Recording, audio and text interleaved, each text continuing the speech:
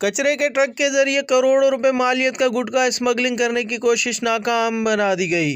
Custom हुक्काम ने कराची के इलाके नाजमाबाद से कचरे के ट्रक को भी जब्त कर लिया।